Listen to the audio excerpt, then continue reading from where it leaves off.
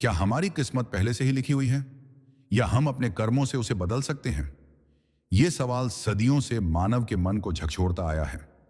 प्राचीन भारतीय शास्त्रों, महाभारत, गीता और यौगिक परंपराओं में इस प्रश्न का उत्तर कई तरीकों से दिया गया है, लेकिन गहराई में उतरने पर हम पाते हैं कि भाग्य और कर्म दोनों एक दूसरे से गहरे जुड़े हुए हैं। परमहंसा योगानंदा कहते हैं कि हमारा भाग्य हमारे पूर्व जन्मों और इस जीवन में किए गए कर्मों का परिणाम है, जो हमारे जीवन की दिशा को तय करता है। परंतु वे साथ ही यह भी स्पष्ट करते हैं कि ईश्वर ने हमें स्वतंत्र इच्छा दी है और उसी स्वतंत्र इच्छा के माध्यम से हम अपने भाग्य की रेखाओं को बदल सकते हैं। कल्पना करो कि जीवन एक विशाल नदी है जिसमें पानी का प्रवाह पहले से तय है।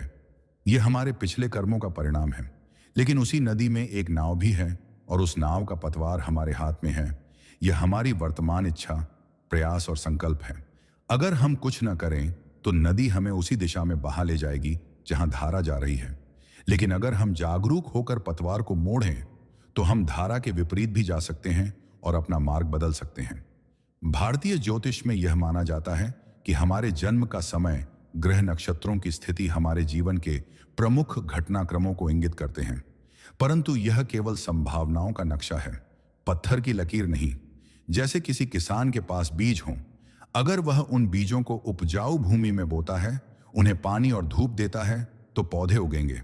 लेकिन अगर वह बीजों को अंधेरे और सूखी जमीन में छोड़ दे तो वे नष्ट हो जाएंगे। बीज हमारे पूर्व कर्म हैं और भूमि तथा देखभाल हमारे वर्तमान कर्म। परमहंसा योगानंदा कहते हैं कि ध्यान, प्रार्थना और सत्कर्मों के माध्यम से हम अपने भाग्य को पुनर्लेखित कर सकते हैं, क्योंकि इनसे हमारी चित्त की तरंगें बदल जाती हैं और वही तरंगें हमारे जीवन की घटनाओं को आकर्षित करती हैं। एक उदाहरण महाभारत से लें। विदुर ने धृतराष्ट्र को बार बार चेताया कि अपने पुत्रों को अधर्म से रोको, अन्यथा विनाश निश्चित है। धृतराष्ट्र जानते थे कि यह अधर्म है, फिर भी मोहवश वे कुछ न कर सके और परिणाम स्वरूप महाभारत का युद्ध हुआ।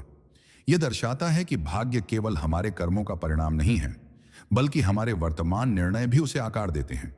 यदि धृतराष्ट्र सही निर्णय लेते तो शायद युद्ध टल जाता। इसी तरह हम में से कई लोग सोचते हैं कि मेरे जीवन में जो हो रहा है वह तो पहले से लिखा है, मैं कुछ नहीं कर सकता। लेकिन यह सोच एक प्रकार की आत्मसमर्पण है जो हमारे भीतर की शक्ति को नकार देती है। योगानंदा बार बार कहते हैं, तुम ईश्वर के पुत्र हो, तुम्हारे भीतर असीम शक्ति है। अपने विचारों और कर्मों को शुद्ध करके तुम अपने भाग्य की दिशा बदल सकते हो। विज्ञान भी इस ओर इशारा करता है। क्वांटम फिजिक्स बताती है कि हमारी चेतना, हमारे विचार वास्तविकता को प्रभावित करते हैं। जब हम किसी परिणाम की कल्पना करते हैं और उस पर विश्वास करते हैं, तो हम अपने मस्तिष्क और वातावरण में सटल चेंजेस लाते हैं, जो धीरे धीरे उस परिणाम को वास्तविकता में बदल देते हैं। अब सवाल यह है कि क्या सब कुछ पहले से लिखा है? उत्तर है हां और नहीं, दोनों। हमारा अतीत जो हम आज हैं उसका आधार है, लेकिन हमारा वर्तमान हमारे भविष्य की नींव है। अगर हम पुराने पैटर्न में फंसे रहते हैं तो हमारा भविष्य भी वैसा ही होगा जैसा पहले लिखा गया था। लेकिन अगर हम जागरूक होकर अपनी सोच और कर्म बदलते हैं तो हम अपने भविष्य को नया आकार दे सकते हैं। गीता में श्री कृष्ण अर्जुन से कहते हैं, कर्म करो, फल की चिंता मत करो। इसका गूढ़ अर्थ यह है कि जब हम अपना कर्तव्य पूरी निष्ठा और प्रेम से करते हैं तो हम भाग्य की सीमाओं को तोड़ देते हैं, क्योंकि उस क्षण हम अपनी चेतना को उच्च स्तर पर ले जाते हैं, जहां भाग्य का कोई बंधन नहीं रहता, केवल ईश्वर की कृपा रहती है। परमहंसा योगानंदा ने एक बार कहा था, भाग्य बदलने के लिए सबसे बड़ा साधन है ईश्वर से संपर्क।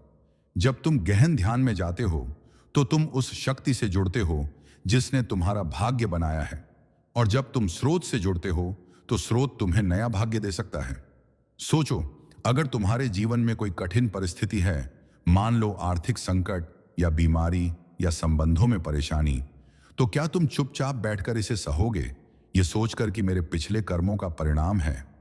या फिर तुम संकल्प करोगे कि मैं अपने प्रयास, प्रार्थना और सकारात्मक सोच से इसे बदलूंगा? यह चुनाव ही तय करेगा कि तुम्हारा भाग्य क्या होगा। एक साधक की कहानी है जो परमहंसा योगानंदा के पास आया और बोला, गुरुदेव, मेरा जीवन कठिनाइयों से भरा है। क्या यह मेरा भाग्य है? योगानंद मुस्कुराए और बोले, हाँ, यह तुम्हारा भाग्य है, अगर तुम इसे बदलने का प्रयास न करो। यह सुनकर साधक समझ गया कि कर्म का नियम कठोर है, लेकिन यह पत्थर में लिखा हुआ नहीं है, यह मिट्टी में लिखा है, जिसे प्रयास और विश्वास से बदला जा सकता है। आज के समय में भी जब हम सेल्फ हेल्प बुक्स और मोटिवेशनल वीडियोस देखते हैं, तो वे बार बार यही कहते हैं कि तुम्हारे विचार तुम्हारी वास्तविकता बनाते हैं। यह केवल एक आधुनिक वाक्य नहीं है, बल्कि प्राचीन भारतीय ज्ञान का सार है। शास्त्रों में इसे मनः कल्पना कहा गया है। मन जैसा सोचता है, वैसा ही संसार उसे दिखाता है। इसीलिए अगर तुम्हें लगता है कि तुम्हारा भाग्य पहले से लिखा है, तो इसे एक चैलेंज की तरह लो। जैसे एक लेखक अधूरी किताब को पूरा करता है, वैसे ही तुम अपने जीवन की कहानी में नए अध्याय जोड़ सकते हो। अंत में समझ लो कि भाग्य और स्वतंत्र इच्छा एक ही सिक्के के दो पहलू हैं। भाग्य तुम्हें परिस्थितियां देता है, स्वतंत्र इच्छा तुम्हें उन परिस्थितियों में अपना उत्तर चुनने का अधिकार देती है।